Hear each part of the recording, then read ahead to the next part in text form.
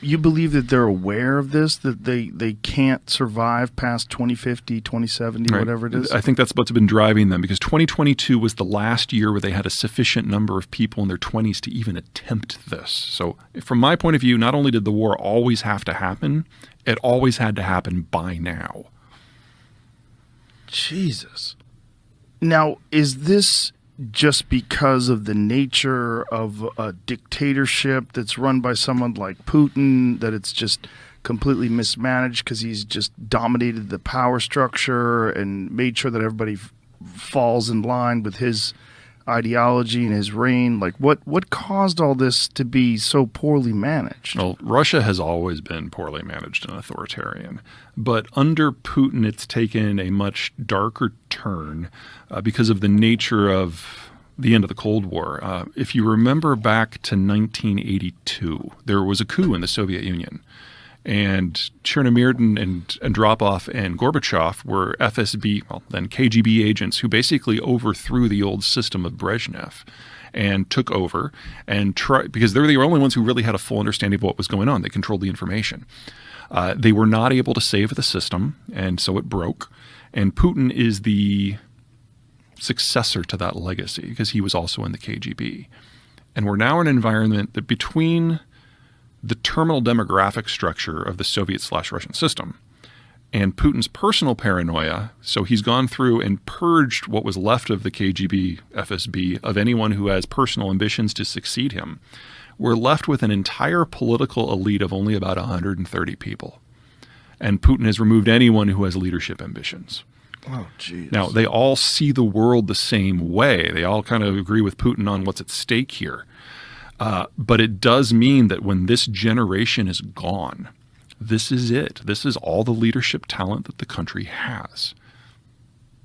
So because of his sort of top-down approach, he's eliminated all the possibility of future leaders in some way. Even if Russia did have a replacement generation coming up, and it doesn't, he's taken steps to make sure that they can't challenge him. And so any sort of leadership talent has left or been killed.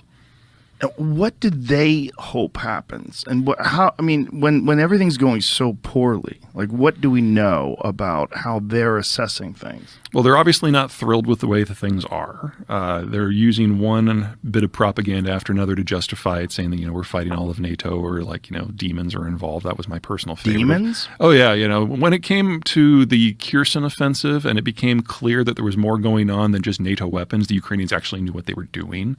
They changed the line from that these are all Nazis to these are actually gay demons. Gay? Gay demons, yes. What? Yeah, Russian propaganda is a hoot. Please explain the gay demons. Oh, I don't know if I can explain it. I'm just saying that this is the official line right now, is that we have homosexual demons fighting us in Ukraine. But why gay demons? Like, is there a mythology to that? Not really. The guy who's in charge of the Orthodox Church is a Putin crony. Kirill is his name. He's kind of like the Eastern Orthodox Pope, if you will. And he has been a partner with organized crime and with Putin since the beginning.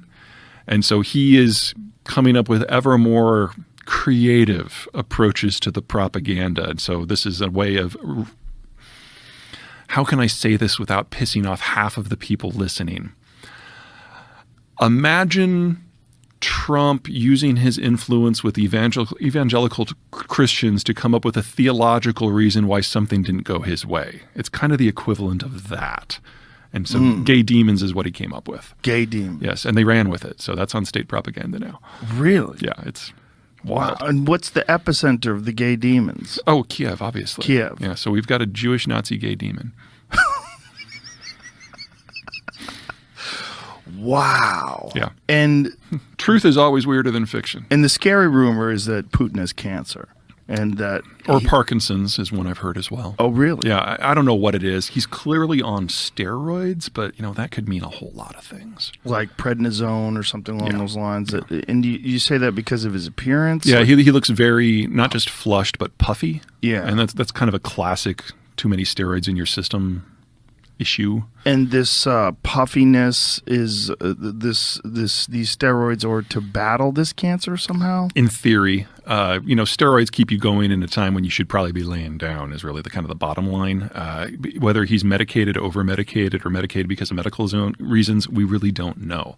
He's not in great health. That is obvious. And for someone who has been the shirtless horseback rider in the propaganda videos, that's a real problem. He's visibly wearing bulletproof or bullet-resistant vests, even around his own propaganda people. There was this great piece that came out that I saw last week where it was all the propaganda shots that he's taken with the soldiers' mothers and on the front and with the tech people and in the intelligence. And it was like the same 12 people were in every single shot, just in different outfits. And even with those people, he's wearing his ballistic vest. Now, when you say when you talk about his appearance that he's clearly unhealthy, is there? Can you demonstrate that? Are there images that show him a couple of years ago versus now, where you could see his appearance? Yeah, it's not much of a reach. Like I said, he likes to pose shirtless on horseback to show how virile he is. He didn't look good on shirtless on a horseback. Yeah, I know. You got to look at it from the Russian point of view. I mean, the standards are a little different. Are they? Oh yeah, and he's got the shakes. That's one of the reasons why the Parkinson's analysis, I guess, has come out. I've never seen any of this. Yeah, so there's video of him shaking. See if you can find any of that, Jamie. See if you can find a comparison. Yeah, I got an article on a timeline of his health. Okay. Here's the shakes part. Go. See. Yeah, and it's a 3-minute video. So he used to be a fairly animated speaker. Boy, he does look puffy. Yeah. Now, whether or not he's actually sick or not, I have no idea. Could it just be that he's just drinking a lot? Technically, he says he's a teetotaler, which is pretty rare in Russian society. But he's still alive, and a lot of Russians make it to his age. How old is he now? Mid-60s.